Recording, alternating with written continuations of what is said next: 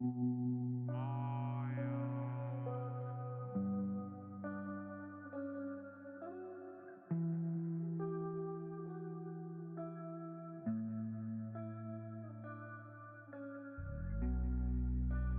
of LG's first glossy monitors, the 27GX704A, is here on the channel, and today I give you my review on the LG 27GX704A MLA Plus Glossy wOLED to help you make that awesome buying decision. As you can see, glossy versus semi-matte or semi-hazy gloss can easily be seen with reflections and the type of panel that LG is using. While I personally have never had a problem with any other coating, one thing I will note is that the glossy panel, after seeing a lot of matte coatings, really is a sight to behold. When you show light upon this specific coating, there is still a purple haze, but not like QD-OLEDs, where ambient light room would affect your image quality. Everything still retains the black inky picture. It might just be what LG is using here, or lack thereof. I'll have some side-by-sides so you can really see that difference, if this monitor is worth it and or the quality of this monitor at this amazing price point. Getting right into it, as you can see this star field, OLED is beautiful, everything is pinpoint pixel accurate, and all I can say is what a great starter way or entry point with this 27GX704A. You get the best of both worlds, the glossy coating and a really great picture. If anything, friends, I would say this monitor is exactly like the 27GS95QE. Exactly, in terms of brightness, all the features, the menu, everything. It's the same monitor, just with a glossy coating. And at the price point, it's a very good entry point to that OLED technology. You just gotta make sure that you can handle these reflections, as even though glossy is the talk of the town, many people are finding that they can't handle the reflections. Again, you gotta choose what's perfect for you. Here with the brightness, like I said, just like the GS version. At 2%, 1210 nits. At 10%, 780 nits. At 25%, 438 nits. At 50%, 315 nits. And at 100% white window, all pixels lit up, 276 nits. What does that mean? This is MLA Plus technology, and the numbers repeat that. We are still easily 50 nits under Rgb Tandem technology. But let me show you another MLA Plus technology monitor, the PG27A-QD-P, which in my opinion is the best MLA Plus technology monitor at 27 inches on the market today. In SDR and HDR, it's brighter in every single mode versus the LG's variant. And as you can see here with the arrows, this is something you can easily notice. Remember, these are both MLA Plus technology monitors, and I have removed all the OLED protections, which I never use. Logo detection, border detection, all those things. I mean, this is how I usually game on my Asus, but I'm showing you here the difference, which is very apparent.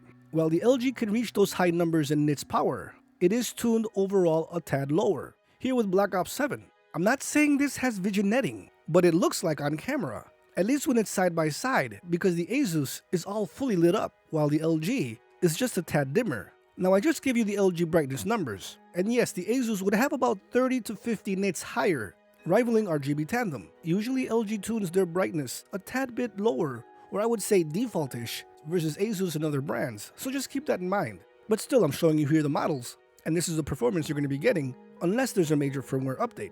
But as you can see here, the Asus MLA Plus technology monitor is brighter overall, and who cares about that glossy? If I'm playing on both of these two monitors, I would only play on the Asus. It's that drastic. And no, does the coating on the Asus have any kind of degradation to the picture? Of course not. It's crystal clear, sharper than the LG on the left. But again, everyone has their preference. I'm showing you here.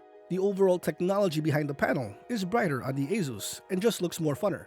Now what about Rgb Tandem? LG's 27GX700A. Both at 100% brightness, you can easily see here, the Rgb Tandem is easily 50 nits brighter in every single mode. But I'm not saying the 27GX704A can't handle itself. I mean, it's still very bright. Right here, we're nitpicking because we have both of them side by side. The price point of the GX704A is very good for anyone trying to get into OLED. I mean, you're still getting the best of all the technologies, and it's a 3rd gen OLED. Now you're getting a 704 with a glossy panel of the GS, and the brightness is very comparable to the best monitors on the market today. Do you get what I'm saying? The 704 is very affordable versus the best monitors of brightness at more expensive prices. That's the whole point. I'm not trying to degrade the 704A glossy. I'm showing you you're getting a lot what you pay for at that introductory price, I would say, versus the best of the best at 1440p to 40Hz. which works perfectly when you connect to the computer. It was easy to set up. Here I'll put some Blur Busters motion tests, here with a couple of options. I'll have another set of videos versus the PG and versus Rgb Tandem on this monitor. I think this is a very good monitor at the price point of under $499 to get the GS quality with that glossy coating. Many have been wanting that. Well, finally LG has produced it, and now you have that option. I mean, the next grade after this would be Rgb Tandem, which yes, is about 50 nits brighter than what you're seeing here, and even about 300 nits at the highest peak. But what am I going to do? Just show you more GS videos? You want to see that difference, especially if you have a monitor already, or if you're looking to get a monitor. That's what I'm trying to tell you.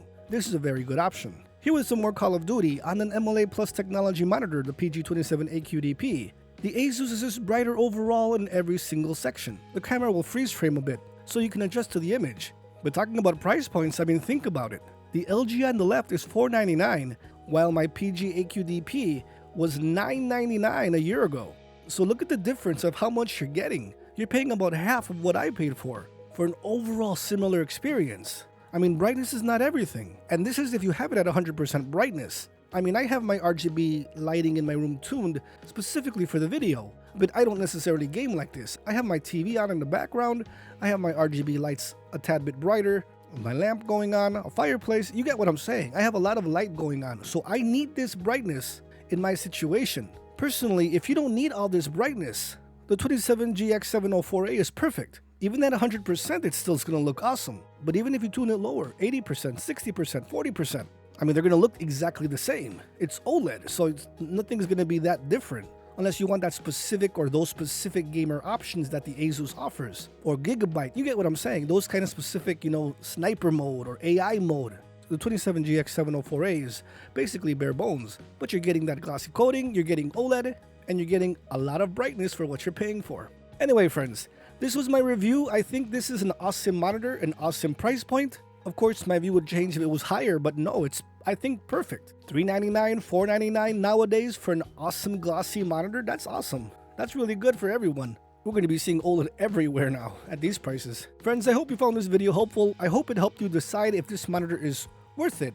If there is difference, many more videos coming soon versus other Rgb Tandem and MLA Plus technology monitors versus this awesome entry point, the 27GX704A. Again, hit that like button so more people can see it. Consider subscribing if you want more videos just like this. Breaking news, reviews, previews, side-by-side gameplay videos, and everything in between. Only found here on Victor's Reality. Thanks for watching, friends. I'll see you guys next time.